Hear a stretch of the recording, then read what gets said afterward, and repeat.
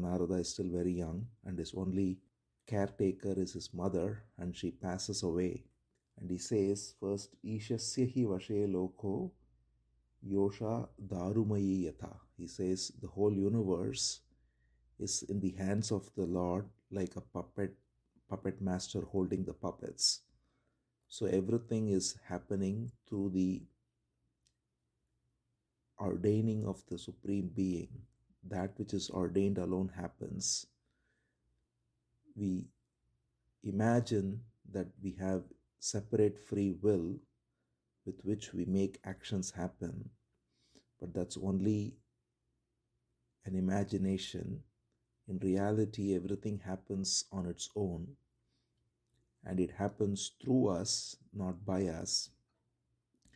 And because we think we make actions happen, that is the core delusion of doership, that we think we are the sole author of the actions, and thereby we are stuck in this notion of doership, and therefore the associated ego with it, and all the rest, the expectation of credit and fear of criticism and all the rest, everything that goes with it.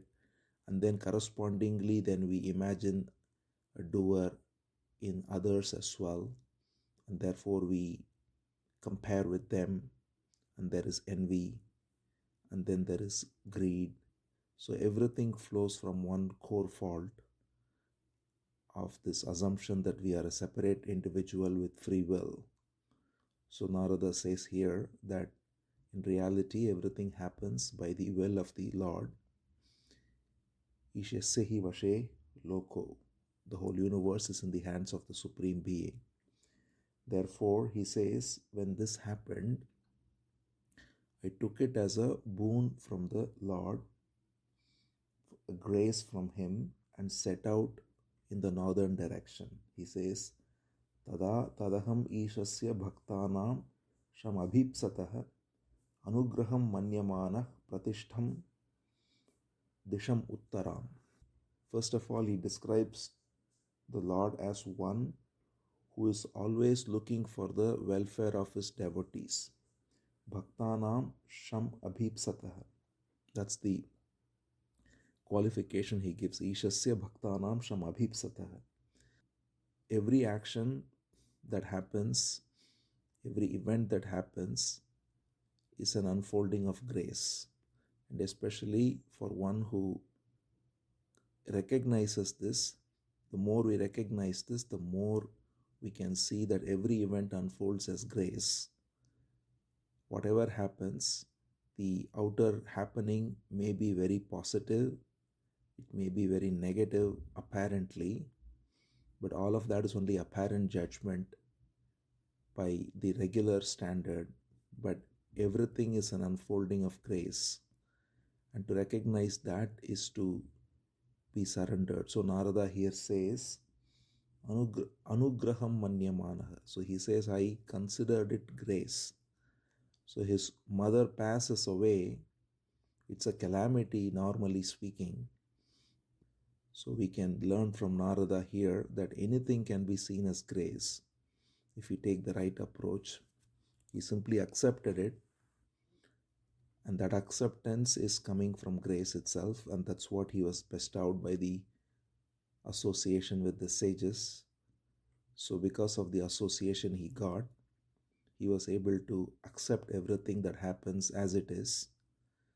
And if we accept what is, because what is cannot be resisted, the resistance to what is only coming out of the ego.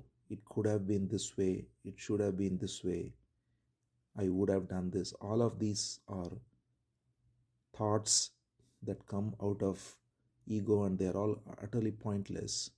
The only thing that is true is now, what has happened, and one has to, of course, respond to it. So with full acceptance, the right response comes. It is not that one simply accepts and therefore goes into inaction. Action naturally arises, but the action arising out of resistance and the action arising out of acceptance are completely different. One is creating more chaos, and the other is liberating and taking one towards freedom. So here Narada, being enlightened, he accepted fully, and therefore he saw only grace in this event as well. He says, Anugraham Manyamanaha. I took it as Anugraha. Anugraha means grace. Anugraha literally actually means drawing towards one. So that's a very beautiful meaning of grace. We are imagining to be separate, so that which removes the separation and draws us towards the source is called as Anugraha. And so he says, Pratishtham Disham Uttaram. I went towards the northern direction. In a forest area, abides simply in solitude, in meditation, and then starting to roam around, completely surrendered and bestowing grace to all.